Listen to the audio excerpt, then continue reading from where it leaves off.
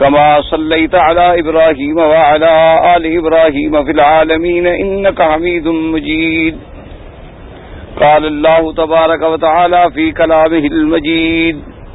أعوذ بالله من الشيطان الرجيم. بسم الله الرحمن الرحيم. وأتموا الحج والعمرة لله فإن أحصرتم فما استيسر من الهدي ولا تحلقوا رؤوسكم حتى يبلغ الهدي محله فمن كان منكم مريضا أو به أذى من رأسه ففدية من صيام أو صدقة أو نسك فإذا أمنتم فمن تمتع بالعمرة إلى الحج فما استيسر من الهدي فمن لم يجد فصيام 3 أيام في الحج و7 إذا رجعتم تلك 10 كاملة ذلك لمن لم يكن أهله حاضر المسجد الحرام واتقوا الله واعلموا أن الله شديد العقاب. سورۃ البقرہ کی ان آیات مبارکہ میں اللہ تبارک و تعالی نے حج اور عمرے کے بارے میں احکام بیان فرمائے ہیں. اس سے پہلے مختلف مسائل الحمدللہ آپ سن چکے اور پڑھ چکے ہیں کہ احکام صیام اللہ نے بیان فرمائے، احکام قصاص بیان فرمایا، اور اس کے بعد احکام انفاق فی سبیل اللہ بیان فرمایا. اللہ تبارک و تعالی نے احکام احلال چاند کے احکام بیان فرمائے، اشہر الحرام کے احکام بیان فرمائے، قتال فی المسجد الحرام کے احکام بیان فرمائے، قتال فی الاشہر الحرم کے مسائل بیان فرمائے. اب ان آیات میں مسائل بیان ہوتے ہیں حج اور عمرے کے. اللہ تبارک و تعالی نے قرآن مقدس میں مختلف مقامات پر حج کے مسائل کا ذکر فرمایا ہے، جیسے کہ بعض احکام اور بعض مناسک کا ذکر تو سورۃ البقرہ ہی کی دوسری آیات میں آ گیا: وَإِذْ جَعَلْنَا الْبَيْتَ مَثَابَةً لِلنَّاسِ وَأَمْنًا وَاتَّخِذُوا مِن مَّقَامِ إِبْرَاهِيمَ مُصَلًّى إِلَى آخِرِ الآیات. اور اللہ تبارک و تعالی نے حج کی فرضیت جو کی ہے تو وہ اس آیت سے ثابت ہوئی: وَلِلَّهِ عَلَى النَّاسِ حِجُّ الْبَيْتِ مَنِ اسْتَطَاعَ إِلَيْهِ سَبِيلًا وَمَنْ كَفَرَ فَإِنَّ اللَّهَ غَنِيٌّ عَنِ الْعَالَمِينَ. اللہ پاک نے ارشاد فرمایا کہ جو شخص صاحب استطاعت ہے اس پر زندگی میں ایک دفعہ حج فرض ہے. اور آگے لفظ ہے کہ وَمَنْ كَفَرَ، یعنی جو انکار کرے. ایک تو ہے کہ مطلقاً حج کا انکار کرے، اس کے تو کفر میں شک نہیں. ایک یہ ہے کہ انکار تو نہیں کرتا لیکن بلا وجہ دولت مند ہونے کے باوجود بھی حج پہ جانے کی تمنا نہیں کرتا، خواہش نہیں کرتا، کوشش نہیں کرتا. تو اس کے لیے بھی اللہ نے اتنا سخت لفظ استعمال فرمایا قرآن میں کہ گویا اس کا یہ کام بھی ایسا ہے جیسے کافروں والا کام. جیسے کہ اس کی تفصیل جو ہے وہ حدیث مبارک میں بھی آ گئی. حضور صلی اللہ علیہ وسلم نے، سرکار مدینہ نے ارشاد فرما دیا، ایک حدیث مبارک میں آتا ہے: من استطاع منکم ان یحج فلم یحج. فرمایا کہ جو شخص تم میں سے طاقت رکھتا ہے، دولت ہے، پیسہ ہے، صحت ہے، آنے جانے کی قوت ہے، اور اس کے بعد بھی وہ حج نہیں کرتا، فرمایا فلیمت ان شاء یہودیا او نصرانیا او کما قال النبی صلی اللہ علیہ وسلم. فرمایا چاہے وہ یہودی ہو کے مرے یا نصرانی ہو کے مرے، اس کی کوئی حیثیت نہیں ہے اسلام کے اندر. یعنی وہاں سے بھی یہ اشارہ ملتا ہے کہ حج اتنا سخت حکم ہے کہ اس میں تساہل اور تغافل جو ہے اللہ تبارک و تعالیٰ کے ہاں اتنا شدید ہے کہ حضور نے فرمایا کہ وہ یہودی ہو کے مرے تو کوئی نہیں، نصرانی ہو کے، یعنی گویا ملت اسلام سے تعلق نہیں. حالانکہ جمہور کا فتویٰ یہی ہے کہ وہ کافر تو نہیں ہوتا،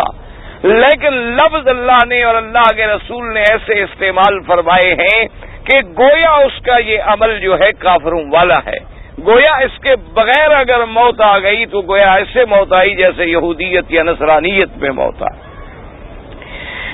اور یہ بھی ساتھ سمجھ لیں کہ حج جو ہے ارکان ہے، رکن ہے ارکان اسلام سے، یعنی اسلام کے ارکان میں سے ایک عظیم رکن ہے۔ اور دوسری بات یہ بھی سمجھ لیں کہ بعض عبادات جو ہیں وہ خالص مالی عبادات ہوتی ہیں، اور بعض عبادات جو ہیں وہ خالص بدنی عبادات ہوتی ہیں، اور بعض عبادات جو ہیں وہ مشترک ہوتی ہے بین البدن والمال، بدنی بھی اور مالی بھی۔ کیا معنی نماز ہے تو یہ خالص بدنی عبادت ہے کہ آپ کو تکلیف تو ہوتی ہے، سردی ہے، گرمی ہے، اٹھا وضو کیا، مسجد گیا، لیکن اس میں کوئی دولت یا پیسہ خرچ نہیں ہوتا۔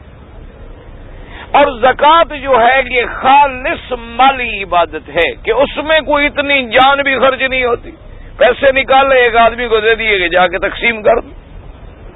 تو وہ خالص مالی عبادت ہے۔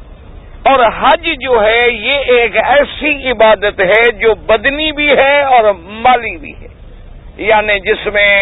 انسان کا بدن بھی خرچ ہوتا ہے اور مال بھی خرچ ہوتا ہے، کہ وہ سفر کرتا ہے، محنت کرتا ہے، مشقت برداشت کرتا ہے، دوسرے ملک میں جاتا ہے اور پھر ساتھ پیسے بھی خرچ کرتا ہے۔ تو اس لیے یہ عبادت جو ہے مشترک ہے بدنی ہونے میں بھی اور مالی ہونے میں۔ اور اسی طرح حج جو فرض ہے تو کس پہ؟ جو خالص یعنی مسلمان بھی ہو، عاقل بھی ہو،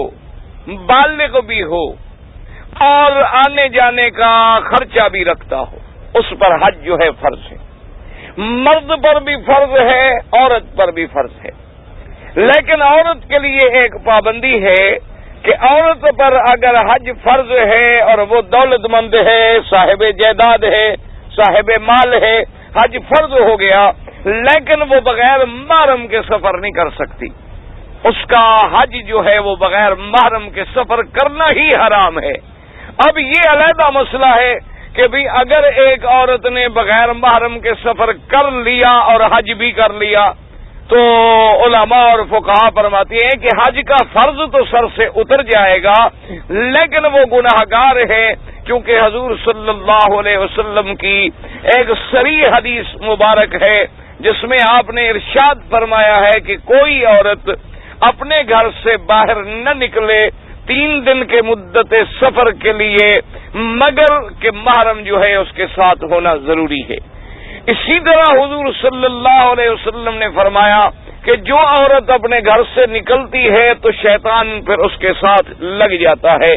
تو اس لیے حکم ہے کہ اگر عورت دولت مند ہے، امیر ہے، تو وہ بغیر محرم کے حج نہیں کر سکتی۔ اور یہ محرم کا مسئلہ بھی میں عرض کر دوں آسان طریقے سے سمجھ لیں کہ محرم کا معنی ہوتا ہے ان سب کا مادہ جو ہے حرام سے ہے، جیسے حرم، احرام، محرم، محرم، ان سب کا مادہ اصلی کیا ہے؟ حرام۔ کیا معنی؟ احرام آپ نے باندھ لیا، جو چیزیں حلال تھی حرام ہو گئی، اس لیے آپ محرم کہلائے۔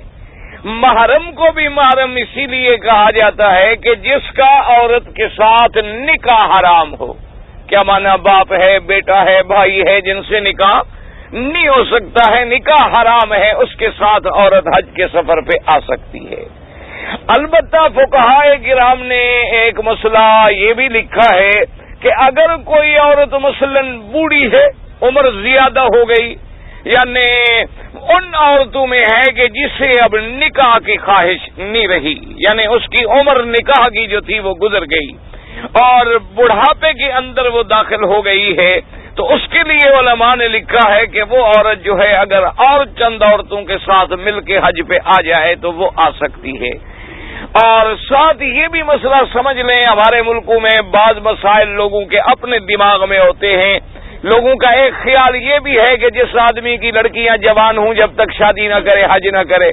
یا کوئی بہن ہے اس کی جوان ہے جب تک اس کی شادی نہ کرے حج نہ کرے، یہ غلط مسئلے ہیں۔ کسی لڑکی کے نکاح سے حج کا کوئی تعلق نہیں، حج علیحدہ ایک فریضہ ہے اور بچیوں کا نکاح کرنا جو ہے وہ علیحدہ ایک حکم ہے۔ یہ نہیں ہو سکتا کہ اس کے لیے آپ حج کو روک کے بیٹھے رہیں، جی ابھی تو میں نے شادی کرنی ہے اپنی بیٹی کی، جب تک میں اور اس وقت تک موت آ جائے تو پھر اس فرض کو کون ادا کرے گا؟ کیونکہ انسان کی زندگی کا کوئی پتہ نہیں ہوتا۔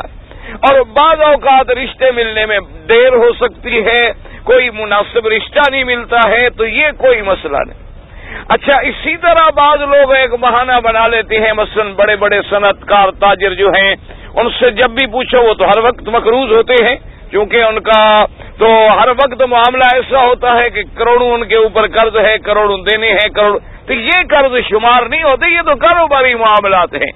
مانا تو یہ ہے کہ جب اس کے بعد اتنی طاقت ہے کہ وہ آنے جانے کی ٹکٹ لے سکتا ہے، آ سکتا ہے، تو اب حج کے لیے اس کو کوئی رکاوٹ مانے نہیں ہے۔ اچھا، اگر خدا نہ کرے مثلا راستے میں کوئی کافر حکومت ہے، وہ نہیں آنے دیتی، تو اب ہم گناہگار نہیں ہوں گے، اس لیے کہ ہم تو چاہتے ہیں لیکن کافر گزرنے نہیں دیتے۔ یا اسی طرح راستے میں کوئی ایسا خطرناک مسئلہ ہے کہ اس سے زندگی کا خطرے میں پڑ جانے کا امکان ہے، تو جب تک وہ بھی دور نہ ہو جائے اس وقت تک بھی ہم پر حج جو ہے فرض نہیں ہے۔ اور حج فرض ہونے کے بعد یہ بات یاد رکھ لیں کہ اگر کوئی بوڑھا ہے، ضعیف العمر ہے اور بوڑھی عورت ہے، اگر اس کو سفر میں مشقت کا اندیشہ ہے تو اسلام نے اتنی رعایت کی ہے کہ وہ حج پہ نہ آئے اور اپنے بدل میں کسی کو حج کے لیے بھیج دے۔ اور حج بدل کے لیے بھی اللہ کی رحمت ملاحظہ فرمائیں کہ جس آدمی کا حج کرنا ہے اللہ اس کو بھی پورے حج کا ثواب دیتے ہیں،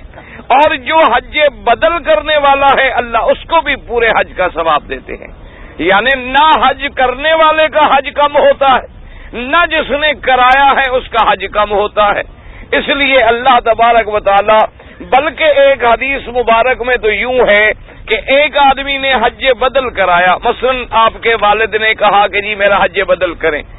بیٹے نے پیسے دے دیے، ایک آدمی کو بھیج دیا، تو شریعت میں حدیث میں یہ واضح ہے پیسے دینے والے کو بھی اللہ فرماتے ہیں پورا حج دے دو، اور جو حج کرنے آیا ہے اس کو بھی پورا حج لکھ دو، اور جس کا حج کیا جا رہا ہے اس کا بھی حج پورا لکھ دو۔ تو یعنی ایک حج کے بدلے میں 3 آدمیوں کا حج ادا ہو گیا، اور ساتھ یہ ہے کہ کسی بوڑھے کو، کسی بزرگ کو تکلیف کا سامنا بھی نہ کرنا پڑا۔ اسلام نے اس کے لیے اتنی بڑی رعایت رکھی ہے، اتنی بڑی اس کے لیے مہربانی فرمائی ہے، رحمت فرمائی ہے۔ اور لیکن ایک مسئلہ ہمیشہ یاد رکھنا کہ اگر کسی نے حج بدل کرانا ہے تو وہ کوشش یہ کریں کہ اپنے علاقے میں کوئی اہل علم، عالم آدمی، دینی آدمی کو بھیجیں جو حج بدل کے مسائل کو بھی سمجھتا ہو کہ حج بدل کیسے کرنا ہے۔ اگر آپ نے ایسے کسی جاہل آدمی کو بھیج دیا، اسے پتہ ہی نہیں کہ حج بدل کیا ہوتا ہے، اس کو احکام اور مناسک کے سمجھنے کا پتہ نہیں ہوتا، اور حج بدل کے اندر بہت سارے مسائل ہوتے ہیں جن کو دیکھنا پڑتا ہے کہ حج بدل جو ہے جس کا آپ کر رہے ہیں اس پہ حج فرض ہے یا نہیں ہے۔ یعنی اگر وہ ہے ہی غریب، آپ اس کا بدل کرنا چاہتے ہیں تو یہ تو نفلی ہے، اس کے ذمے تو حج فرض ہے ہی نہیں۔ اگر حج فرض ہے اب بدل کرنا چاہتے ہیں تو اب یہ دیکھنا پڑے گا کہ جس پہ فرض ہے کیا اس کے پاس اس نے پیسہ دیا ہے، وہ زندہ ہے یا مر گیا ہے۔ اگر مر گیا ہے تو کیا اس نے وصیت کی تھی کہ میرا حج کرائے، یا وصیت نہیں کی تھی۔ تو اتنے بڑے احکام دیکھنے پڑتے ہیں اس میں۔ تو اس کے لیے ایک موٹی بات یاد رکھ لیں کہ کوشش یہ کریں کہ کسی اہل علم آدمی کو بھیج دیں تاکہ آپ کا حج بدل بھی صحیح ہو جائے اور کسی قسم کا مسئلے میں بھی غلطی نہ لگے۔ اور اگر کوئی ایسا آدمی میسر نہ آ سکے تو پھر جو بھائی حج بدل کرنا چاہے اس کو چاہیے کہ وہ حج سے پہلے مسائل کو سمجھے، کسی عالم کے پاس بیٹھ کے مسائل نوٹ کر لے، لکھ لے، ایک ایک بات کو سمجھ لے تاکہ اسے کسی قسم کی غلطی جو ہے وہ نہ کرنی پڑے۔ اور اسی طرح یاد رکھیں کہ حج کے احکام جو ہیں، حج کہتے ہیں لغت میں ارادہ اور قصد کرنے کا نام ہے حج، اور شریعت میں حج نام ہے کہ چند مخصوص دنوں میں مخصوص مقامات پر مخصوص افعال کا سر انجام کرنا جو ہے یہ حج ہے،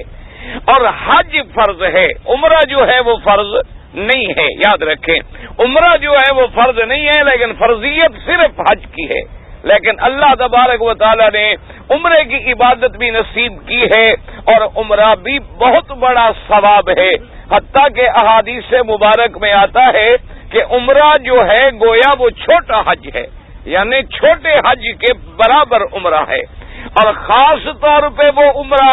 جو اللہ تبارک و تعالی آپ کو بھی مجھے بھی ہر مسلمان کو رمضان المبارک کے مہینے میں نصیب فرما دیں، تو اس عمرے کے بارے میں حدیث مبارک میں یہ بھی الفاظ موجود ہیں کہ حضور نے فرمایا کہ جس شخص نے رمضان المبارک میں عمرہ کیا اس نے گویا میرے ساتھ حج کیا ہے، یعنی اتنی بڑی سعادت کہ اس نے گویا اللہ کے نبی کے ساتھ، اللہ تبارک و تعالیٰ کے نبی کے ساتھ گویا اس نے حج ادا کیا، تو یہ بہت بڑی فضیلت ہے۔ اور اسی طرح عمرہ جو ہے یہ نفلی عبادت ہے اور زندگی میں کبھی بھی ہو سکتی ہے اور کئی بار بھی ہو سکتی ہے، اسی طرح حج جو ہے ایک دفعہ فرض ہے اور اس کے بعد آپ جتنی دفعہ بھی ادا کریں گے وہ حج نفل ہوگا۔ اور یہ بات بھی یاد رکھیں، مثلاً آپ حج پہ آئے، آپ کے ساتھ ایک چھوٹا بچہ تھا، 5 سال کا، 6 سال کا، 7 سال کا، 10 سال کا، یعنی بالغ ہونے سے پہلے پہلے، دودھ پینے سے لے کر بالغ ہونے سے پہلے پہلے اگر کوئی بچہ بھی والدین کے ساتھ آیا، اس نے بھی احرام باندھا، احکامات بھی ادا کیے، اللہ اس کو پورے حج کا ثواب عطا فرماتے ہیں، لیکن اس کا حج فرض ادا نہیں ہوتا۔ یعنی کیا مانا، جب بالغ ہو جائے گا تو ابھی حج اس کے ذمہ باقی ہے، وہ جو حج اس نے بچپن میں کیا تھا وہ نفلی حج شمار ہوگا، لیکن حج کا ثواب اسے مل جاتا ہے۔ جیسے کہ ایک صحیح حدیث مبارک میں ہے، میرے آقا کے سامنے ایک بی بی نے اپنا دودھ پیتا بچہ یوں سامنے کیا اور پوچھا، لہذا حج یا رسول اللہ صلی اللہ علیہ وسلم، کہ میرے مدنی سرکار مدینہ اس چھوٹے معصوم کے لیے بھی حج ہے؟ آپ نے فرمایا ہاں اس کے لیے حج ہے، اور تمہارے لیے ثواب ہے کہ تم اس کو اٹھا کے حج کروا رہی ہو، اللہ تبارک و تعالیٰ تمہیں بھی ثواب عطا فرمائیں گے۔ تو اس لیے حج کے مسائل جو ہیں ان کو سمجھنے کے لیے، اور آج بڑے افسوس سے یہ کہنا پڑتا ہے کہ ہمارے جتنے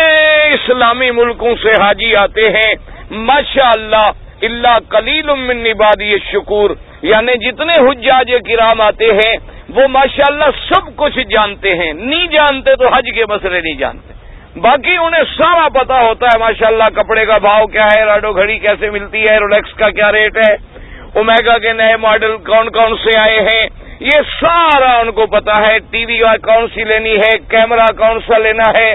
اور جناب ریڈیو کون سے نمبر والا خریدنا ہے۔ ایک ان کو علم نہیں ہوتا، بدقسمتی سے تو حج کا علم نہیں ہوتا، چونکہ حج کی ضرورت ہی نہیں سمجھتے، کیونکہ حضور صلی اللہ علیہ وسلم کی حدیث مبارک ہے، آپ نے فرمایا کہ آخر زمانے میں میری امت پہ ایک وقت آ جائے گا، مولوی اس لیے حج کریں گے کہ ہماری شہرت ہو جائے، کہ بھی فلاں مولوی ہر سال حج پہ جاتا ہے، جی ماشاءاللہ فلاں مولوی صاحب نے 50 حج کیے ہیں، تاکہ شہرت ہو جائے، حالانکہ اللہ کو پتا کہ منظور بھی ہوا ہے یا نہیں ہوا، چاہے تم 100 کر لو 50 کر لو، اصل معاملہ تو اللہ کے ہاتھ میں ہے، اگر اللہ راضی ہو جائے تو ایک حج سے بھی راضی ہو جائے، منظور ہو جائے تو ایک بھی حاضر منظور ہو جائے، اور راضی نہ ہو تو چاہے ہم سینکڑوں حج کرتے رہیں۔ تو فرمایا کہ مولوی لوگ جو ہیں وہ تو حج کریں گے شہرت کے لیے، اور فرمایا بڑے آدمی جو ہیں سرمایہ دار دولت والے وہ حج کریں گے سیاحت کے لیے، کہ چلو بھائی اس دفعہ یورپ نہ گئے تو چلو ذرا دیکھیں یار یہ مکہ مدینہ کیا ہوتا ہے، سنا ہے بڑی گیدرنگ ہوتی ہے، بڑا اچھا منظر ہوتا ہے، چلو دیکھ لو، ٹھیک ہے ذرا انجوائے کر لیں ہم بھی، کہ بھئی حج کس کو کہتے ہیں۔ ایسے بھی لوگ، یعنی اللہ معاف فرمائے، اللہ معاف فرمائے، ایک دفعہ ایک آپ کے ملک کے ایک بہت بڑے نام تو کسی کا نہیں لینا چاہیے تاکہ غیبت نہ ہو، اللہ بچائے، وہ جب آئے تو مکہ مدینہ دیکھنے کے بعد کہ یار یہی مکہ مدینہ ہے، بس اسی کے لیے لوگ اتنا شور کرتے ہیں، مجھے تو کوئی اٹریکشن نہیں نظر آئی، کوئی چیز اچھی نہیں نظر آئی۔ یعنی آپ اندازہ کریں اصل وجہ کیا ہے، یاد رکھو کہ اللہ نے کعبۃ اللہ کو مرکز ہدایت بنایا ہے، تو علماء نے اس کی ایک مثال دی ہے کہ تمہارے پاس سونے کے زیور ہوتے ہیں نا، تم سنارے کے پاس لے جاتے ہو کہ بھئی ذرا ان کو مہربانی کر کے چیک کر دو کہ یہ ٹھیک ہے، تو وہ ان کے پاس کوئی پتھر ہوتا ہے، کوئی اس پہ وہ رگڑتے ہیں یا کوئی اور چیزیں ہوتی ہیں. بہرحال کسوٹی پہ لگانے کے بعد وہ فیصلہ کرتا ہے. وہ کہتا ہے نہیں جناب یہ 24 کیرٹ تو نہیں ہے، البتہ 14 کیرٹ ہے اور یہ 18 کیرٹ ہے. اور وہ کہتے ہیں جناب یہ تو آپ پیتل لے کے پھر رہے ہیں، یہ تو سونا ہے ہی نہیں. اسی لیے علماء نے لکھا ہے کہ جو آدمی مکہ مدینے میں آنے کے بعد جب واپس جائے اور اس کے اعمال ٹھیک نہ ہوں، اس کے اندر کوئی انقلاب پیدا نہ ہو، اس کے اندر کوئی اسلام سے لگاؤ نہ لگے بلکہ اور بگاڑ پیدا ہو جائے، تو سمجھ لو کہ اللہ نے ٹھکرا دیا ہے کہ اندر اسلام ہے ہی نہیں، اندر یہ برتن ایمان سے ہے ہی خالی. کیونکہ مرکز ہدایت کو لگنے کے بعد فیصلہ ہوتا ہے. آپ دیکھیں نا جی، آپ اپنے بیٹے کو یورپ میں بھیجیں، آپ اس کو کسی کورس کے لیے 3 مہینے کے لیے باہر بھیجتے ہیں. جب واپس آتا ہے وہ لباس بھی انگریزی پہنتا ہے، وہ انگریزوں کی طرح بیٹھ کے کھانا کھاتا ہے، وہ بائیں ہاتھ میں کانٹا پکڑتا ہے، وہ باقاعدہ ٹائی لگاتا ہے چاہے وہ صلیب کا نشان کیوں نہ ہو، وہ اسی طرح جناب آپ سے بات کرے گا، وہ السلام علیکم چھوڑ دے گا اور وعلیکم السلام چھوڑ دے گا، فی امان اللہ چھوڑ دے گا،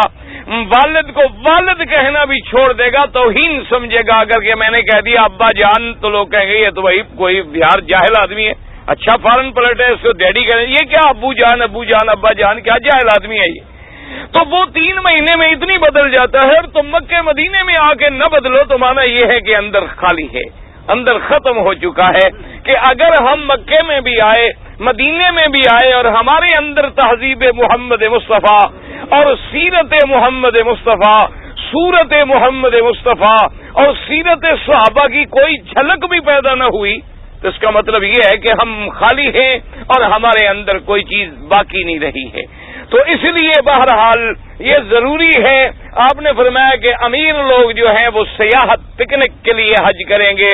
اور درمیانہ طبقہ جو ہے وہ تجارت کے لیے حج کرے گا. کہ چلو بھائی عمرہ کرنے کے لیے آئے اور وہاں سے کوئی 20-25 ہزار روپے کا سامان لے کے آ گئے اور یہاں بیچ دیا، اگر وہ 10,000 کا بھی بک جائے پھر بھی 80,000 بن جائے گا.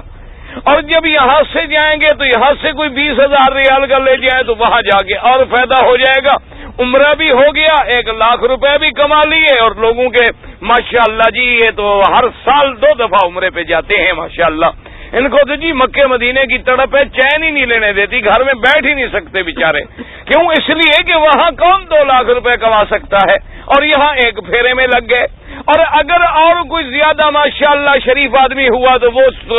ہیروئن کی پڑیا لے کے آ گئی تاکہ خود بھی برباد اور عالم اسلام کو بھی برباد. اور اس کے نتیجے میں ساری دنیا میں چاہے آپ سر اٹھا کے نہ چل سکیں، یعنی آپ یقین فرمائیں کہ اب ہم لوگ خاص طور پہ مسلمان، اور خاص طور پہ مجھے دکھ آتا ہے اور میں درد سے کہہ رہا ہوں کہ بعض ہمارے پٹھان بھائیوں کی زیادتی سے اب کسی داڑھی والے کی بھی عزت نہیں رہی.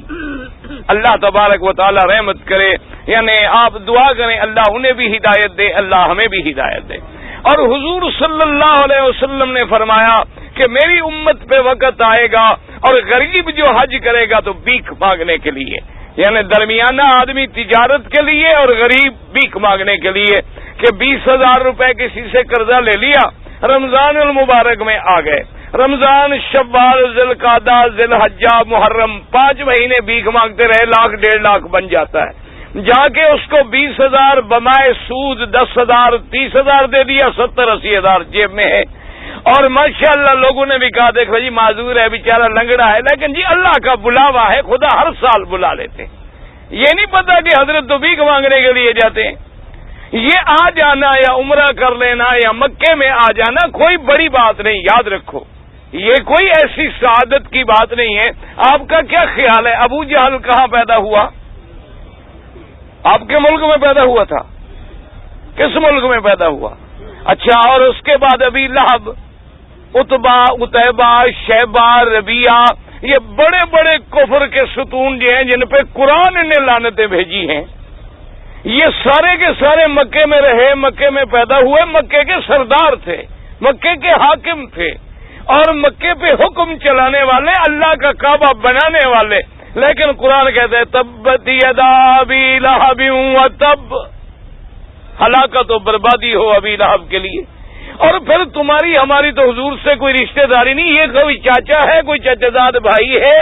کوئی چاچے کا بیٹا ہے، کوئی چاچے کے بیٹے کا بیٹا ہے، یہ سارے رشتہ دار بھی ہیں، پھر بھی قرآن لعنت بھیج رہا ہے۔ تو اصل بات یہ ہے مکے میں آؤ، صدیق کی صداقت پیدا ہو جائے، فاروق کی عدالت پیدا ہو جائے، عثمان کا حیا پیدا ہو جائے، حضرت علی رضوان اللہ علیہم اجمعین کی شجاعت پیدا ہو جائے، حسنین کا جذبہ شہادت پیدا ہو جائے، تیرے بدن میں میرے مدنی کی صورت سیرت کی جھلک پیدا ہو جائے، پھر تو سمجھ لو کہ میرا عمرہ مکہ مدینہ آنا جانا منظور ہو گیا ہے۔ اور اگر جیسے آئے تھے لوٹ کے بدھو اسی طرح گھر کو آئے کہ خرے عیسیٰ اگر بمکہ رود ہنوز خر باشد، جیسے کسی بزرگ نے لکھا کہ عیسیٰ علیہ السلام کی گدھا کو جو مکے لے جاؤ وہاں 1 سال باندھ دو، واپس آؤ گے تو گدھا گدھا ہی رہے گا، گھوڑا تو نہیں بن جائے گا۔ تو اس لیے بہرحال اپنے اندر تبدیلی۔ اب جناب سمجھیں، اللہ نے فرمایا وَأَتِمُّوا الْحَجَّ وَالْعُمْرَةَ لِلَّهِ، اللہ نے فرمایا حج اور عمرے کو اللہ کے لیے پورا کرو۔ یعنی اگر آپ نے حج کا احرام باندھا ہے یا عمرے کا احرام باندھا ہے تو اس کو پورا کرو۔ یہ نہیں ہے کہ جب چاہا کھول دیا اور جب چاہا باندھ دیا، یہ کوئی مسئلہ نہیں ہوتا ہے۔ جب نیت کر لی ہے تو پورا پورا اس کو ادا کرنا چاہیے۔ اور اسی سے امام ابو حنیفہ رحمۃ اللہ علیہ ایک اور مسئلہ بھی نکالتے ہیں، وہ فرماتے ہیں وَأَتِمُّوا الْحَجَّ وَالْعُمْرَةَ لِلَّهِ، کہ عمرے کا احرام باندھا ہے تو بس اب اس کو حج میں نہ بدلو بلکہ عمرے کو پورا کرو، حج کا باندھا ہے تو حج کو پورا کرو، چونکہ قرآن کا ظاہر الفاظ جو ہیں وہ اسی پہ دلالت کر رہے ہیں کہ اس عبادت کی نیت کے بعد پورا پورا کرو۔ اچھا، حج یا عمرے کی نیت کرنے کے لیے تو امام ابو حنیفہ رحمۃ اللہ علیہ یہ بھی فرماتے ہیں کہ دل میں نیت بھی ہو، کیونکہ مقام نیت جو ہے وہ دل ہے، یہ مسئلہ یاد رکھو۔ اصل نیت جو ہے انسان کی وہ دل میں ہوتی ہے۔ جیسے ابھی آپ کھڑے ہیں کہ بھی ہم انشاءاللہ عشاء کی نماز پڑھیں گے، بس یہ نیت ہے۔ یہ جو ہمارے ہاں نیت ہے نا جی کوئی 1.5 میل لمبی کے امام فاتحہ پڑھ جاتا ہے اور ہمارے لوگ نیت ہی کر رہے ہوتے ہیں 4 رکعت نماز بوقت عشاء بروز جمعہ، اور پیچھے اس امام کے اور اس امام کے اور اس امام کے، اللہ اکبر، امام کی فاتحہ ختم ہو گئی، یہ نیت کر رہا ہے، یہ بدعت ہے۔ اصل مقام نیت جو ہے وہ دل ہے، لیکن امام صاحب یہ فرماتے ہیں کہ دل میں نیت بھی ہو لیکن زبان سے لبیک بھی پڑھے، لبیک اللہم لبیک، یعنی یہ پڑھنا بھی ضروری ہے امام ابو حنیفہ رحمۃ اللہ علیہ کے نزدیک۔ امام مالک، امام شافعی، امام احمد بن حنبل رحمہم اللہ، ان 3 کے نزدیک بس دل میں نیت ہے، چاہے لبیک نہیں پڑھا وہ کہتے ہیں کوئی بات نہیں، اس کا حج عمرہ ٹھیک ہو جائے گا۔ اصل بات تھی نیت کی کہ انما الاعمال بالنیات، کہ اعمال کی دار و مدار جو ہے وہ نیت پہ ہے، اور اس کے دل میں نیت ہے اور اس نے احرام باندھا ہے اور نیت کی ہے، چاہے اس نے تلبیہ نہیں پڑھا تو کوئی فرق نہیں پڑتا ہے۔ لیکن امام ابو حنیفہ رحمۃ اللہ علیہ فرماتے ہیں کہ ایک جگہ لفظ حدیث میں آتے ہیں احرام کے بجائے احلال کے، احلال کا معنی ہی یہ ہوتا ہے کہ تلبیہ کہے، اور دوسرا عمل رسول پاک صلی اللہ علیہ وسلم کیا ہے کہ آپ نے بھی فرمایا لبیک بحجۃ و عمرۃ لبیک اللہم لبیک لبیک لا شریک لک لبیک۔ بہرحال اللہ تمام ائمہ پہ کروڑوں رحمتیں فرمائے، یہ تو ان کی علمی باریکیاں ہیں، علمی دلائل ہیں، اور ہم تو سب کو الحمدللہ واجب الاحترام اور واجب الاکرام سمجھتے ہیں، اللہ ان پہ کروڑوں کروڑوں رحمتیں نازل فرما دے۔ اچھا، اب یہ مسئلہ سمجھیں، جیسے ہمارے بعض لوگ ہوتے ہیں نا جی کہ جدے میں ہیں مثلاً یا مدینہ منورہ میں ہیں، گھر میں تیاری کی، غسل کیا، 2 رکعت پڑھی، لبیک پڑھا، احرام باندھا، باہر آئے ٹیکسی نہیں ملی یا کوئی دوست مل گیا، اس نے کہا بھائی کل میں نے جانا ہے مکہ شریف، ہم کل کار پہ اکٹھے چلے جائیں گے، اور کہا چلو ٹھیک ہے یہ کھول دیتے ہیں، کل پھر باندھ دیں گے۔ یہ اپنے ہاتھ میں نہیں ہوتا۔ جب آپ نے احرام باندھ لیا ہے تو اب آپ نہیں کھول سکتے، اگر آپ کھولیں گے تو آپ کو ایک دم دینی ہوگی، اور عمرہ تو ویسے ہی قضا کرنا پڑے گا۔ اگر آدمی نے احرام باندھ لیا ہے تو اس کو اب کھولنے کا کوئی حق نہیں۔ اچھا اب مسئلہ یہ ہے کہ فَإِنْ أُحْصِرْتُمْ فَمَا اسْتَيْسَرَ مِنَ الْهَدْيِ، اللہ تبارک و تعالی نے فرمایا کہ اگر مثلا تم نے احرام باندھا ہے، نیت کر لی ہے، تلبیہ پڑھ لیا ہے اور اس کے بعد تم چل پڑے، لیکن تمہیں روک دیا گیا، تم روک دیے گئے، مثلا دشمن نے روک دیا، یا مثلا تمہارا جہاز کینسل ہو گیا، یا اللہ معاف کرے تمہارے کاغذات میں کوئی خرابی نکل آئی، انہوں نے کہا کہ جی آپ نہیں جا سکتے، یا خدا نہ کرے تمہارے چیک اپ میں کوئی بیماری نکل آئی، انہوں نے کہا کہ جی آپ نہیں جا سکتے، آپ کو روک دیا گیا، تو اب اسلام کہتا ہے کہ بھی اب کیا کرو؟ اب یہ نہیں ہے کہ تم احرام کھول دو، فرمایا وَلَا تَحْلِقُوا رُؤُوسَكُمْ حَتَّى يَبْلُغَ الْهَدْيُ مَحِلَّهُ، اللہ نے فرمایا کہ اب تم احرام نہیں کھول سکتے ہو جب تک کہ تمہیں قربانی اعلیٰ درجہ کیا ہے اونٹ، درمیانہ درجہ کیا ہے گائے، ادنا درجہ کیا ہے بکری۔ یاد رکھیں کہ جب تک تم یعنی کم از کم یہ بکری جو ہے یہ ادنا درجہ ہے، یہ نہیں ہے کہ صرف بکری ہی لازم ہوتی ہے، نہیں تم اونٹ دے دو۔ میرے مدری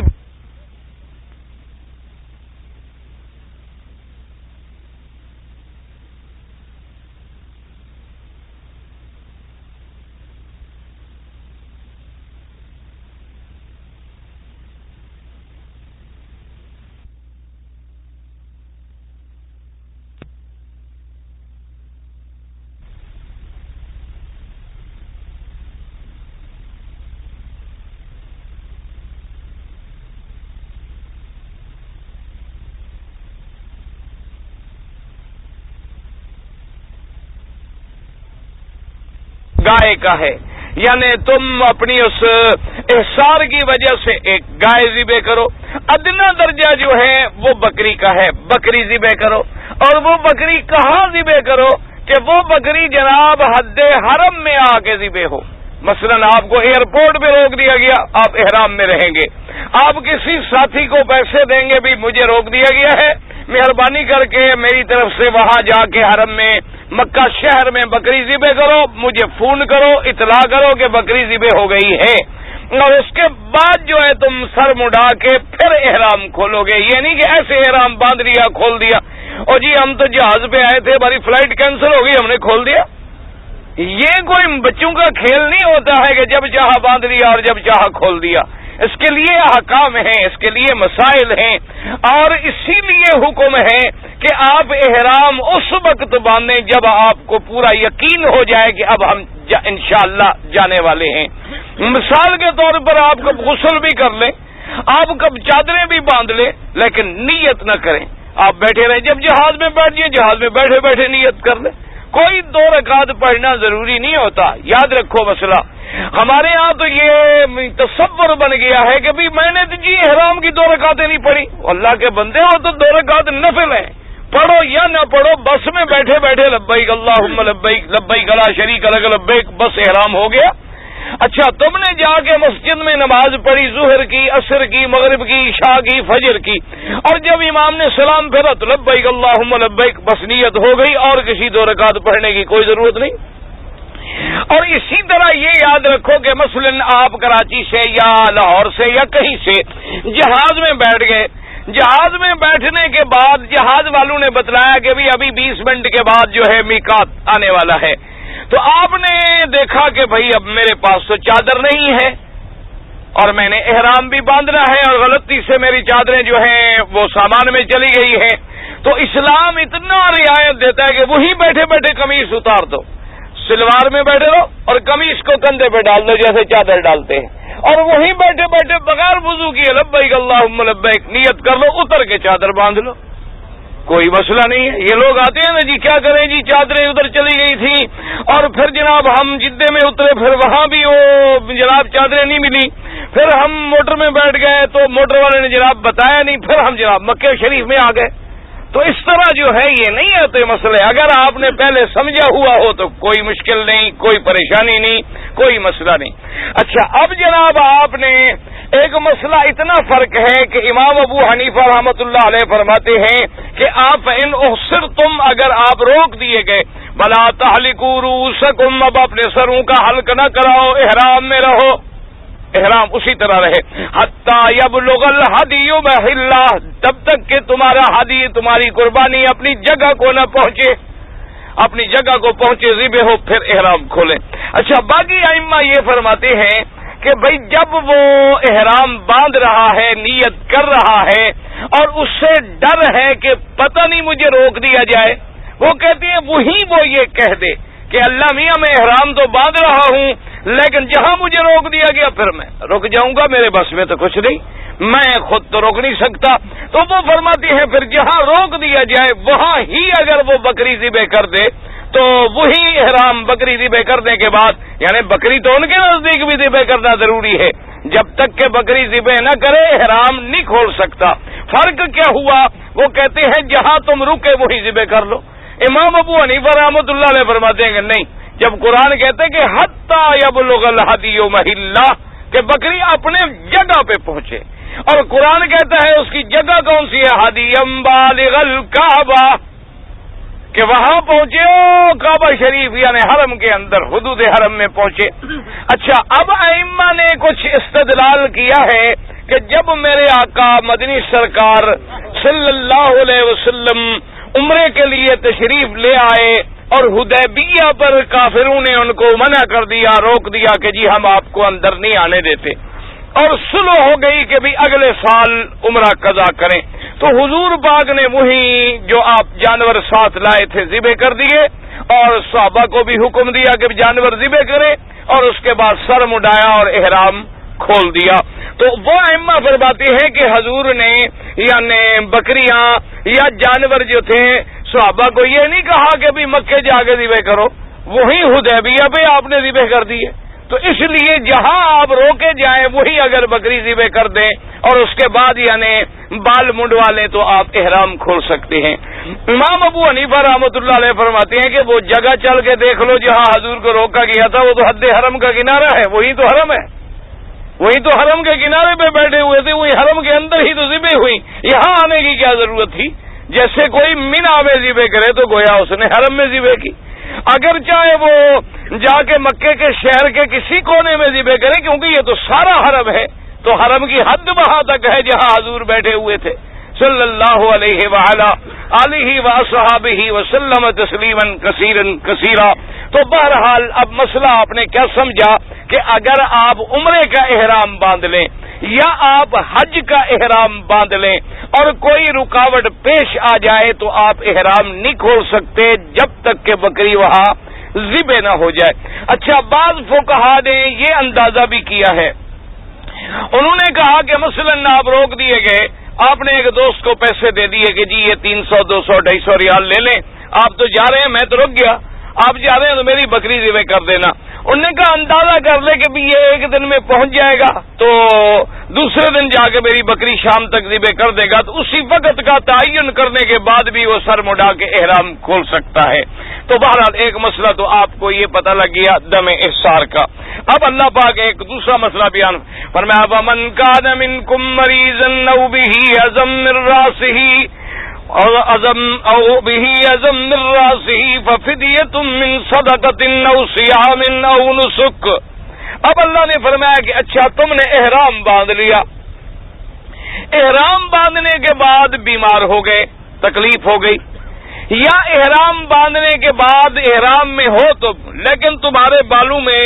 اتنی جوئیں پڑ گئی ہیں کہ وہ گر رہی ہیں تو تکلیف ہے. بہرحال تو اب کیا کریں کہ بھی اب بال منڈائیں نہ منڈائیں تو جوئیں پریشان کر رہی ہے یا خارش ہو رہی ہے، اگر منڈوائیں تو احرام میں ہیں تو اللہ تبارک و تعالیٰ نے اس میں رعایت دی ہے. فرمایا اس میں تمہارے لیے 3 طریقے ہیں، یا تو تم ایسا کرو کہ بھائی 3 صیام روزے رکھ لو، یا فدیہ دے دو، یا پھر قربانی بکری دے دو، یعنی بال مڈا دو اسی احرام کی حالت میں تکلیف سے بچنے کے لیے بیماری میں. تو اب کیا، یا تو بکری ذبح کرو، بکری ذبح نہیں کر سکتے ہو تو فدیہ دے دو، یا اس کے بعد جو ہے روزے رکھ لو. لیکن یہاں قرآن کی آیت میں روزے کا ذکر بھی ہے، یاد رکھو، فدیے کا ذکر بھی ہے، قربانی کا ذکر بھی ہے. من کان منکم مریضا او به اذى من راسه ففدیۃ من صیام او صدقۃ او نسک. تو صیام روزے، صدقہ، فدیہ، نسک، قربانی. لیکن یہ نہیں ہے کہ کتنے روزے، یہ پابندی، یہ وضاحت نہیں بیان کی گئی کہ بھئی اگر اس نے بیماری کی وجہ سے احرام کھولا ہے یا اس کے سر میں تکلیف تھی اور بال کٹا کے احرام کھولا ہے تو روزے کتنی رکھے. قرآن پاک میں روزے کا لفظ تو ہے لیکن روزے کا عدد نہیں ہے. تو اس کے لیے ہمیں حدیث مبارک میں تفصیل مل گئی. حضور نے فرمایا روزے رکھے تو تین روزے رکھے گا، اور اگر فدیہ دے تو 6 مسکینوں کو صدقہ فطر کی مقدار میں صدقہ دے، یعنی آپ کے حساب کے مطابق 2.25 سیر غلہ، یا یہاں کے حساب کے مطابق ائمہ کے مطابق 3 کلو، تو 1 مسکین کا تو 6 مسکینوں کو یعنی دینا ہے. تو صدقہ جو ہے یا اتنی اس کی قیمت ہو گئی، 6 مسکینوں کے لیے یہ ہو گیا ہدیہ، اور یا قربانی پھر وہ اعلیٰ درجہ اونٹ کا، درمیانہ درجہ گائے کا، ادنا درجہ جو ہے بکری کا. تو اگر وہ یہ کر دے تو اسلام نے بیماری کی حالت میں اس کو سر مڈانے کی اجازت دے دی. اب فرماتی ہیں فَإِذَا أَمِنْتُمْ فَمَنْ تَمَتَّعَ بِالْعُمْرَةِ إِلَى الْحَجِّ فَمَا اسْتَيْسَرَ مِنَ الْهَدِيِّ. اللہ نے فرمایا کہ اب تمہارا وہ جو دشمن نے راستہ روکا تھا وہ دشمن چلا گیا، اب تم امن میں آ گئے، ماشاءاللہ امن ہو گیا، اب حج پہ جانے کے تم قابل ہو گئے ہو، تو اب تم حج پہ چلو. اچھا حج پہ چلو تو اب یہ ہے کہ فمن تمتع، اب جس آدمی نے نفع اٹھایا، کیا مانا؟ ایک سفر میں حج عمرے دونوں کا نفع اٹھایا، یعنی آ رہا تھا نا حج کے لیے، تو اس نے کہا کہ حج اور عمرہ میں دونوں کا نفع اٹھاؤں. اچھا دونوں کے نفع اٹھانے کے 2 طریقے ہیں، یا تو اپنے میقات سے تم حج کا بھی عمرے کا بھی احرام جو ہے وہ ملا کے باندھو، یعنی دونوں احرام، اس کو کہتے ہیں حج قران. حج قران جو ہے یعنی حج اور عمرہ دونوں کا احرام تم نے ملا کے باندھ لیا. ایک تو یہ ہے، یہ بھی نفع ہے کہ ایک سفر میں تمہیں حج بھی مل گیا اور عمرہ بھی مل گیا. اچھا یا یہ فائدہ ہے کہ تم وہاں سے جب چل رہے ہو اپنے میقات سے تو وہاں سے تو احرام باندھو عمرے کا احرام باندھ لو، اور مکے میں آ کے عمرہ کر کے فارغ ہو جاؤ، پھر مکے میں رہو، اور جب حج کے دن قریب آ جائے تو پھر حج کا احرام باندھو. اس کو کہتے ہیں حج تمتع، کہ آپ نے ایک ہی سفر میں حج بھی کر لیا، عمرہ بھی کر لیا، اور درمیان میں آپ نے نفع بھی اٹھا لیا. تو لہذا سمجھ لیں کہ اگر آپ نے حج قران کیا یا آپ نے حج تمتع کیا تو اب کیا دینا ہوگا؟ فرمایا فَمَسْتَيْسَرَ مِنَ الْهَدِيِّ. اللہ نے فرمایا پھر خدا کا شکر ادا کرو اور شکرانے کے طور پہ ایک بکری ذبح کرو کہ بھئی اللہ نے مجھے دونوں نعمتیں نصیب کر دی ہیں، میں نے حج بھی کر لیا، میں نے عمرہ بھی کر لیا، اور میں نے قران کر لیا یا تمتع کر لیا. ایک سفر میں مجھے اللہ نے دونوں نعمتیں عطا فرما دی، تو اب شکرانے کی ایک بکری دے دو. اچھا جی اب اس میں بھی مسئلہ آ گیا فَمَن لَّمْ يَجِدْ، کہ اب اگر اس کے پاس بکری کے پیسے نہیں ہیں، یعنی اس کے پاس طاقت نہیں ہے بیچارے کو دم قران دینے کی، دم تمتع دینے کی، ہدی دینے کی، دم شکر دینے کی، پیسے نہیں ہیں، طاقت نہیں ہے. لیکن یہ مسئلہ سمجھا کرو، ہمارے ہاں جو مسئلہ ہوتا ہے نا، لوگ آتے ہیں حاجی ماشاءاللہ پہلے ریڈیو خرید لیتے ہیں، کہتے ہیں جی اب تو ہمارے پاس پیسے نہیں ہیں. یہ غلط بات ہے. پہلے آپ اپنے حج کے احکام پورے کریں، سودے وودے بعد میں لیا کریں، کچھ بچ جائیں تو ماشاءاللہ، نہ بچیں تو جس غرض کے لیے آپ آئے ہیں پہلے اسی کو پورا کریں آپ. تو اگر آپ کے پاس پیسہ نہیں ہے اور آپ نے دم دینی ہے تو کیا کریں؟ فرمایا بس ثلاثۃ ایام فی الحج وسبعۃ اذا رجعتم تلک عشرۃ کاملہ. اللہ نے فرمایا میں نے اپنے بندوں کے لیے رعایت کر دی ہے کہ اگر تمہارے پاس دم قران کا پیسہ نہیں ہے اور دم تمتع کا پیسہ نہیں ہے تو تم 3 روزے رکھ لو. 3 روزے تو رکھ لو حج کے ایام میں، اور اس کے لیے بہتر یہ ہوتا ہے کہ یعنی آخری روزہ جو ہے وہ 9 تاریخ بن جائے، 7، 8، 9، یا اس سے بھی پہلے رکھ لو، 1، 2، 3، 4، 5، یعنی جو بھی رکھو. 3 روزے تو رکھ لو حج میں، اور 7 روزے جو ہیں گھر جانے کے بعد جب چاہو رکھ لو، یعنی 10 روزے پورے کر لو. تلک عشرۃ کاملہ، یعنی 10 روزے پورے کرنے سے تمہارے ذمے وہ جو ہدی تھی، تمہارے ذمے وہ جو تمتع یا قران کی بکری تھی، اور تم مجبور تھے کہ پیسہ نہیں ہے، تو اس کا اللہ نے ہمیں بدل عطا فرما دیا کہ فصیام ثلاثۃ ایام فی الحج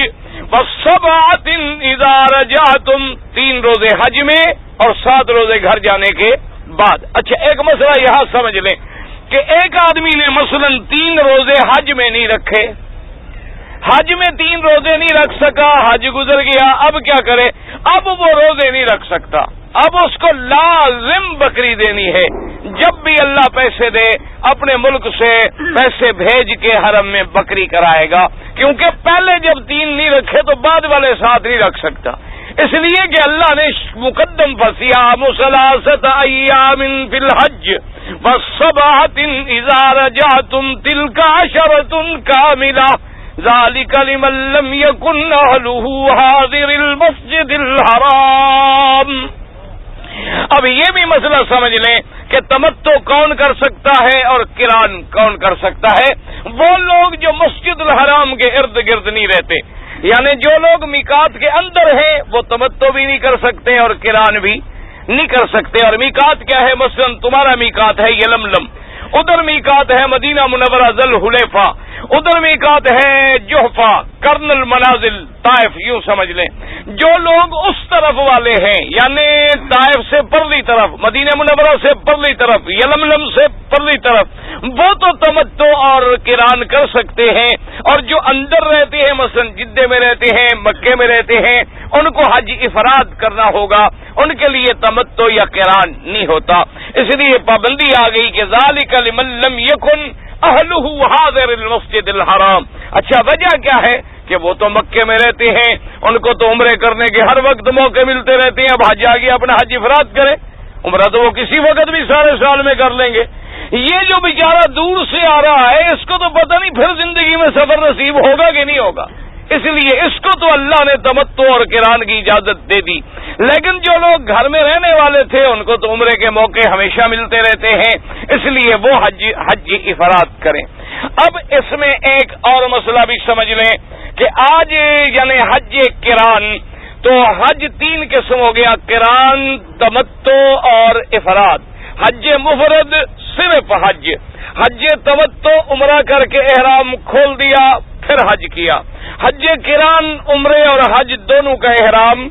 ملا کے باندھا۔ اب اس میں فرق اتنا ہے کہ اہل حدیث حضرات اور حنابلہ رحمت اللہ علیہم فرماتے ہیں کہ بھئی قران صرف وہ کر سکتا ہے جو اپنا جانور قربانی کا ساتھ لے کے آئے، یعنی اگر وہ بکریاں، اپنے جانور، گائے، بھینسیں جو بھی ہے ساتھ لے کے آ رہا ہے وہ تو قران کی نیت کرے، لیکن جس آدمی کے ساتھ جانور نہیں ہے وہ قران کی نیت نہ کرے بلکہ وہ تمتع کی نیت کر لے، پہلے عمرہ کر لے، عمرے سے فارغ ہو کے حج کر لے۔ ان کے نزدیک قران کی نیت بغیر ہدی کے، بغیر قربانی کے جانور کے ہو ہی نہیں سکتی، اور وہ استدلال فرماتے ہیں کہ حضور پاک نے جب حج کیا ہے اس میں کوئی شک نہیں کہ آپ نے قران کیا، لیکن آپ قربانی کے جانور مدینہ منورہ سے ساتھ لائے تھے، اور جن صحابہ کے پاس جانور نہیں تھے ان کو حضور نے مکے میں حکم دیا کہ بھی تم عمرہ کر کے احرام کھول دو اور پھر 8 دن حج کو احرام باندھو۔ تو ان کا استدلال جو ہے وہ اس حدیث مبارک سے ہے۔ امام ابو حنیفہ رحمۃ اللہ علیہ فرماتے ہیں کہ جانور ساتھ ہو تب بھی قران کر سکتا ہے اور ساتھ نہ ہو تب بھی قران کر سکتا ہے۔ وہ فرماتے ہیں کہ بھئی مقصد جانور کا ذبح ہونا ہے یا ساتھ لانا ہے؟ مثلا ایک آدمی ساتھ لے آیا جانور لیکن مینا میں ذبح نہیں کیا، تو اصل مقصد کیا ہوا؟ ساتھ لانا ہوا یا ذبح کرنا ہوا؟ ذبح کرنا۔ اچھا دوسرا وہ یہ فرماتے ہیں کہ اس زمانے میں جانور لانا تو آسان تھا، آپ مدینے سے آ رہے تھے، یمن سے آ رہے تھے، لیکن اب ہم ہوائی جہاز میں کیسے ساتھ لے آئیں؟ ہمارے بس میں تو ہے نہیں، ہماری تو طاقت میں نہیں، ہم تو لانا چاہتے ہیں لیکن کیسے لے آئیں؟ ایک دوسرا وہ فرماتے ہیں کہ حضور تو جب عمرے پہ آئے ہیں حدیبیہ میں تو تب بھی جانور آپ کے ساتھ تھے، پھر جو آدمی عمرے پہ آئے وہ بھی جانور ساتھ لے کے آئے، وہ جانور کے بغیر عمرہ کیسے کر لیتا ہے؟ تو اس کا مطلب یہ ہے کہ اس وقت حالات یہ تھے کہ جانور ساتھ آ سکتے تھے اور جانور ساتھ لائے گئے۔ اور جن کے ساتھ نہیں تھے ان کو حضور نے رعایت دے دی تاکہ آئندہ کے لیے لوگوں کو مسئلہ بھی سمجھ آ جائے کہ تمتع بھی ہو سکتا ہے اور قران بھی ہو سکتا ہے اور حضور کا پہلا حج ہے۔ بہرحال یہ ائمہ کی اپنی اپنی تحقیق ہے، اللہ تبارک و تعالی سب پہ اپنی کروڑوں رحمتیں نازل فرمائیں۔ اور اس کے بعد جناب اللہ فرماتے ہیں اور ساتھ یہ بھی سمجھ آ گیا ذالک لمن لم یکن اہلہ حاضر المسجد الحرام، کہ جن کے بچے اہل جو ہے مسجد الحرام میں نہ رہتے ہوں۔ اب مسجد الحرام میں تو کسی کے بچے نہیں رہتے، اس کا مطلب یہ ہوا کہ سارا حرم جو ہے یہ مسجد الحرام ہے، سارا حرم جہاں تک حد حرم ہے یہ مسجد الحرام ہے، اور جہاں بھی کوئی نماز پڑھے گا 1 کا لاکھ ملے گا، کیونکہ اللہ نے سارے حرم کو مسجد الحرام فرما دیا۔ اور فرمایا واتقوا اللہ واعلموا ان اللہ شدید العقاب، اللہ نے فرمایا حج پہ آ رہے ہو اللہ سے ڈرو، اللہ کا عذاب بڑا سخت ہے۔ کیا مانا یہاں کیوں آ گیا؟ اس لیے کہ یہ نہ سمجھ لینا کہ اب تو میں حاجی ہوں، جو مرضی ہے کرتا پھروں، میں حاجی ہو گیا۔ اور دوسرا یہ ہے کہ حج میں بڑے خطرے ہوتے ہیں، عورتیں مرد اختلاط، ایک کمرے میں عورتیں ایک کمرے میں مرد ہیں، غیر عورتیں ہیں غیر مرد ہیں۔ اچھا حاجی کا سامان پڑا ہے، پیسہ پڑا ہے، تو آدمی اللہ معاف کرے کئی چوری میں، ڈاکے میں، زنا میں، بد نظری میں مبتلا ہو سکتا ہے۔ اللہ نے فرمایا اللہ سے ڈرو، حج پہ آ رہے ہو سوچو یہ نہ کر اگر تم نے یہاں میرے گھر میں آنے کے بعد اور میرے حج کی نیت کے بعد بھی حیا نہ کیا تو پھر میرا عذاب بڑا سخت ہے، تیار ہو جاؤ۔ واتقوا اللہ واعلموا ان اللہ شدید العقاب، دعا کریں کہ اللہ ہم سب کو اپنے عذاب سے بچائیں اور اللہ ہم سب کو صحیح معنوں میں مسلمان بنائیں۔ اچھا جی، مزار پر بکرا لے کر جانا، جی جیسے ہمارے ہاں یاد رکھو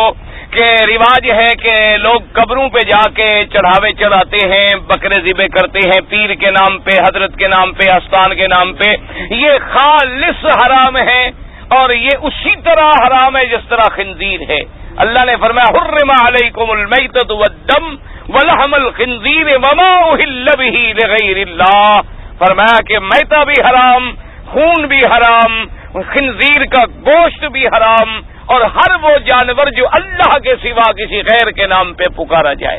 اچھا اب مسئلہ یہ ہوتا ہے، لوگ کہتے ہیں کہ جی ہم قبر پہ تو لے جاتے ہیں لیکن ذبح کرنے کے وقت ہم بسم اللہ اللہ اکبر پڑھتے ہیں، اللہ کا نام لیتے ہیں۔ تو اس پر بھی علماء نے وضاحت کر دی کہ بھئی جب تم اللہ کا نام پڑھتے ہو تو پھر قبر پہ لے جانے کی کیا ضرورت ہے؟ اگر قبر والے کو ثواب پہنچانا ہے تو وہ تو تم گھر میں بھی ذبح کرتے تو اللہ ثواب پہنچا دیتا۔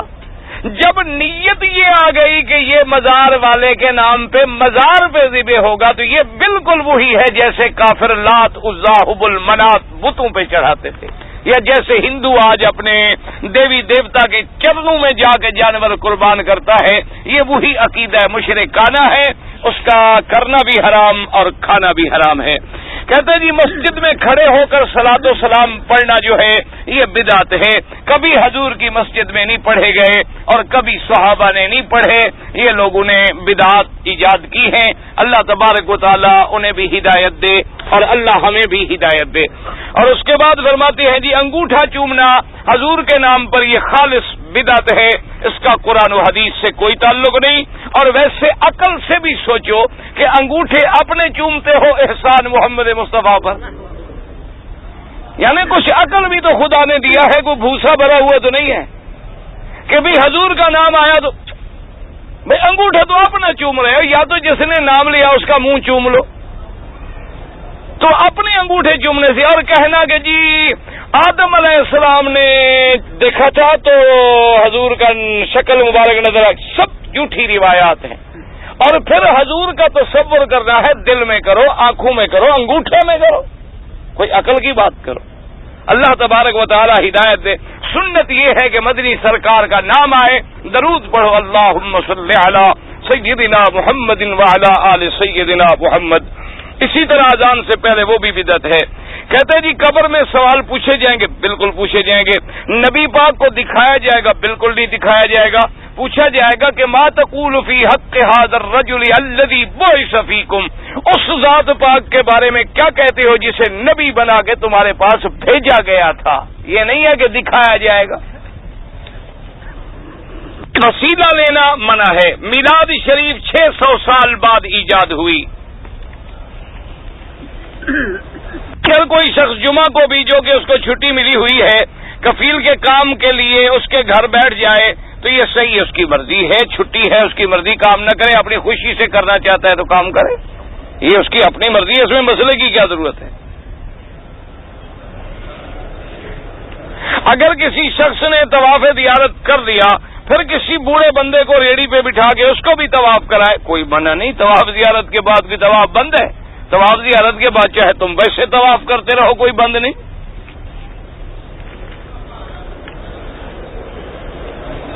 میں نے جمعہ کے خطبے کے دوران طواف کیا، میرے 5 چکر ہوئے، بیٹھ گیا، فرض نماز کے بعد 2 چکر پورے کیے، ٹھیک ہو گیا۔ اچھا جی، کچھ لوگ جو ہیں وہ زمزم میں چائے بناتے ہیں یا سالن میں ڈال دیتے ہیں، کوئی منع نہیں، زمزم بھی پانی ہے۔ آپ کا کیا خیال ہے، جب حضرت اسماعیل علیہ السلام یہاں تھے اور کوئی پانی تھا تو اسماعیل علیہ السلام چائے نہیں پیتے تھے یا غسل نہیں فرماتے تھے یا ان کے ہاں کھانا بالکل نہیں پکتا تھا؟ اللہ کے بندے، یہ تو علماء نے لکھا ہے ادب کہ جب دوسرا پانی موجود ہے تو ہم ضائع کیوں کریں؟ دیکھو نا، مثلا آپ کے پاس، آپ اپنے ملک میں جاتے ہیں، منرل واٹر کی بوتل لے لیتے ہیں اور پھر راستے میں آپ کو ہاتھ دھونے آپ کہتے ہیں، وہ کہیں یار چھوڑو، یہ پینے کے لیے ہے، ہاتھ دوسرے پانی سے دھو لیں گے، خام خواہ قیمتی پانی ضائع کریں،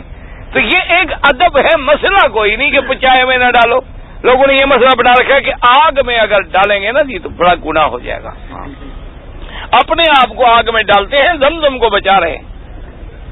جی کہ اگر ایک آدمی کے لیے ضروری ہے کہ وہ امام ابو حنیفہ یا امام شافعی کسی ایک کی فقہ پہ عمل کرے یا جب چاہا اس کا کر لیا، تو پھر تو آپ اپنے تابع ہوئے، کسی امام کے تابع تو نہ ہوئے، پھر تو چاروں امام تمہارے تابع ہو گئے نا، جس کو تم چاہو پسند کرو،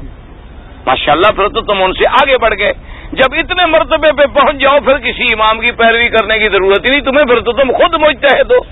اور اگر کوئی جاہل ہے تو لازم ایک استاد کے پیچھے چلے گا۔ اب اگر نماز شروع ہو، امام ایک کھڑا ہوگا یا ہر کونے میں ایک امام کھڑا کر لے، ہر کسی کے لیے اپنا اپنا؟ کوئی عقل کی بات کریں، کوئی ڈسپلن ہے، کوئی نظم ہے، کوئی ترتیب ہے، کوئی ہدایات ہیں۔ کہتے ہیں جی کہ جب امام صاحب مثلا سبح اسم ربک الاعلی، تو بعض لوگ جو ہیں کچھ پڑھتے ہیں ہاں سبحان ربی الاعلی، لیکن امام صاحب فرماتے ہیں کہ نماز میں نہیں، آگے پیچھے پڑھیں۔ نماز میں جب رکوع میں جائیں گے تو پھر پڑھ لیں سبحان ربی العظیم، اور رکوع میں سجدے میں جائیں تو سبحان ربی الاعلی۔ ویسے آپ پڑھ رہے ہیں یا سنیں تو کہیں سبحان ربی الاعلی۔ اللہ تعالیٰ ہمارے ساتھ بذات کمائی علی کو بشان، مجھے نہیں سمجھ آیا کیا معنی ان اللہ معنا ہو معکم، یعنی معیت علمی ہے، علم معیت علمی، اللہ کا مقام تو عرش معلی ہے۔ اگر فتاوی شامی میں کوئی مسئلہ بیان کیا جائے بالکل ٹھیک ہے، کوئی بات نہیں، فتاوی شامی بھی ٹھیک ہے، سب فتاوے ٹھیک ہیں، اللہ سب کے، گھوڑے کا گوشت حلال ہے، ہاں بالکل حلال ہے، حدیث میں لکھا ہوا ہے۔ اگر عورت حاملہ ہے تو میاں اس کے ساتھ مل سکتا ہے، بالکل مل سکتا ہے، شریعت میں کوئی منع نہیں۔ اور اگر ڈاکٹروں نے منع کیا ہے، کوئی نقصان کا اندیشہ ہے، یہ علیحدہ بات ہے۔ شریعت میں عورت کا، میاں بیوی کا، چاہے عورت کا حمل کا آخری مہینہ بھی ہو تو میاں بیوی مل سکتے ہیں، یا ویسے بیوی تنگ ہو، حمل ہونے کے بعد اس نے کہہ دیا جان چھوڑے، کم از کم 9 مہینے تو جان چھوڑے رکھے گا، ویسے شریعت کا کوئی مسئلہ نہیں۔ اس اعلان کے بارے میں جمعرات کی رات میں سو رہا تھا، نیند آ گیا، سب جھوٹے قصے ہیں، جو ایسے خواب دیکھتے ہیں ان کو چھپوانے کی ضرورت نہیں ہوتی، سمجھ آ گئی؟ جس آدمی کو خواب میں حضور کی زیارت ہو جائے، اشتہار دینے کی کیا ضرورت؟ جو اشتہاری ہوتے ہیں وہ اشتہاری ہی ہوتے ہیں، اشتہاری آپ جانتے ہیں، اور جو حقیقت ہوتی ہے وہ بغیر کہنے کے اللہ پہنچا دیتے ہیں، پھر ان کو خود شو کرنے کی کوئی ضرورت نہیں ہوتی۔ ارے بڑے بھائی نے ایک عورت سے شادی کی، اس کے پہلے خامد سے ایک لڑکی ہے، اس سے میری شادی ہو سکتی ہے؟ ہو سکتی ہے، وہ تو پہلے خامد سے لڑکی ہے، تمہارا کیا، تمہارے خامد بھائی سے تو نہیں ہے نا، ایک موٹی سی بات ہے۔ انگلی جو ہے تحیات میں ہاں اشہد اللہ الہ الا اللہ، یعنی غیر اللہ کی نفی کریں، اللہ کا اثبات کریں۔ مولود ہمارے ملک میں جو پڑتی ہیں، اگر بغیر ساز باجے کے بغیر مولود پڑھا جائے اور اس میں کوئی لفظ بھی کافرانہ نہ ہو تو جائز ہے۔ ایک لڑکی کی شادی کو 15 سال ہو گیا، لڑکا چھوڑ دیا ہے، اب لڑکی شادی کر سکتی ہے؟ بھائی کیا لڑکا چھوڑ دیا ہے؟ کیا چھوڑ دیا ہے؟ یعنی طلاق دیا ہے؟ اس نے کیا ایسے چھوڑ دیا ہے؟ جب تک طلاق نہ دے دوسری شادی نہیں کر سکتی۔ 14 سال سے چھوڑا، دیکھا نکلا ہے نا، یہ اسی کا لکھا ہوا ہے۔ 14 سال سے چھوڑا ہوا ہے، خرچہ ورچہ نہیں دیتا، خرچہ دے نہ دے، جب تک طلاق نہ دے نکاح نہیں ہو سکتا۔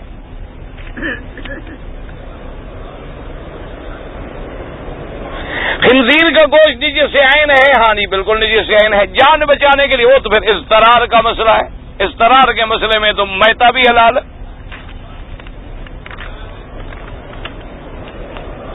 میرے والد بیمار ہو گئے تھے رمضان المبارک میں اور نمازیں نہیں پڑھ سکے، سب سے بہتر حل توبہ ہے، توبہ کے بعد اللہ توفیق دے تو قضا کریں، یا اس کے بعد جو ہے امام ابو حنیفہ رحمۃ اللہ علیہ کے نزدیک تو فدیہ بھی ہے، باقی ائمہ کے نزدیک نہیں ہے۔ عورتوں کے لیے بھی مدینے میں 40 نمازیں پوری کرنی چاہیے۔ بھائی گزارش یہ ہے کہ 40 نمازیں جو ہیں یہ مردوں کے لیے بھی ضروری نہیں ہے، تو پھر عورتوں کے لیے کیا مطلب ہوا؟ نہ عورتوں کے لیے ضروری ہے نہ مردوں کے لیے ضروری ہے، آپ ایک دن جائیں سلام پڑھیں آ جائیں، 40 نمازیں پڑھیں تو ثواب ہے، فضیلت ہے کہ اللہ نفاق سے بھی بری کر دیتے ہیں، لیکن زیارت کے ساتھ 40 نمازوں کا کوئی تعلق نہیں۔ نماز کی حالت میں سجدے کی جگہ دیکھے، رکوع کی حالت میں پاؤں کی جگہ دیکھے،